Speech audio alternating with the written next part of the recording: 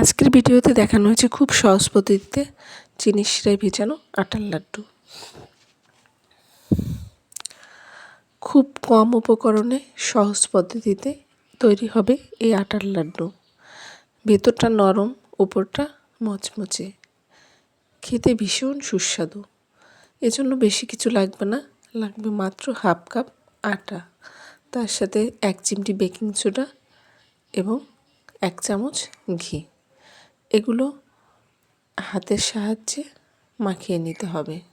বেশ খানিকক্ষণ মাখিয়ে এটাকে মিশিয়ে নিতে হবে। দেখলেই বোঝা যাবে যে হয়ে গেছে। তখন এটাকে নর্মাল টেম্পারেচারে থাকা জল দিয়ে ধীরে ধীরে মাখাতে হবে।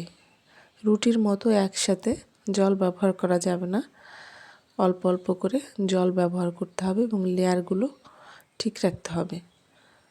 বেশি চাপ দেওয়া যাবে না, আস্তে আস্তে মাখাতে হবে।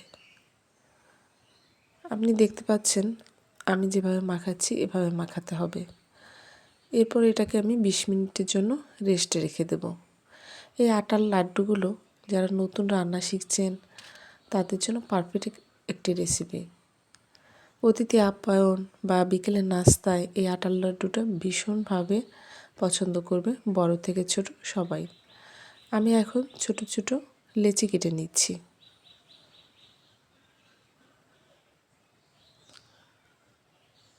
তার আগে আমি খানিকক্ষণ আবার মেখে নিচ্ছি। এই মাখাটার মধ্যেই হচ্ছে আটার লাড্ডু ফোলা না ফোলা নির্ভর করে। এজন্য আপনারা যখন এই আটার লাড্ডুটা করবেন একটু সময় নিয়ে করবেন। এটা একটা নো ফেল রেসিপি, আপনার এটা পারফেক্টভাবে হবেই। খুব সহজ একটি রেসিপি এবং দারুণ মজার, ঘরেই তৈরি করে নেওয়া যায় এরকম স্বাস্থ্যকর রেসিপি। যখন তেল সামান্য গরম হবে, সামান্য বুদবুদ দেওয়া শুরু করবে, তখনই বলগুলো ছেড়ে দিতে হবে। আপনি দেখতে পাচ্ছেন যে আমার তেলটা কতটুকু গরম হয়েছে। এইরকম গরম অবস্থায় দিতে হবে এবং চুলার আঁচটা লো রেখে আস্তে আস্তে লাল করে ভেজে নিতে হবে।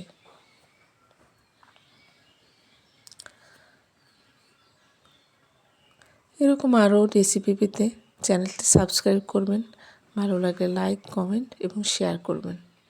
এবার আমি বলগুলো উঠিয়ে নেব। বলগুলো উঠিয়ে আমি ঠান্ডা করে নেব এবং অন্যদিকে আরেকটি প্যানে আমি হাফ কাপ চিনি নিয়েছি। আপনার যে বাটি বা কাপ মেপে নেবেন সে বাটির 1 কাপ জল দেবেন। আমি হাফ কাপ চিনির জন্য আমি হাফ কাপ জল দিয়ে দিচ্ছি। সামান্য ফুড কালার ব্যবহার করছি, এটা অপশনাল, আপনারা না দিতে চাইলে দেবেন না।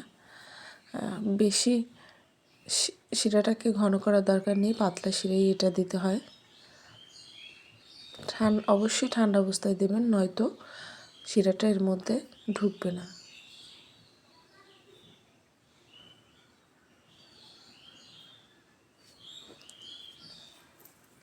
দু মিনিটের মতো নেড়েচেড়ে নিয়ে আমি চুলাটাকে অফ করে দেব।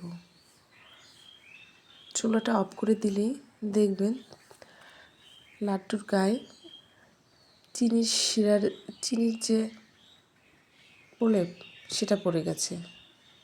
বাসায় কিন্তু অবশ্যই ট্রাই করবেন।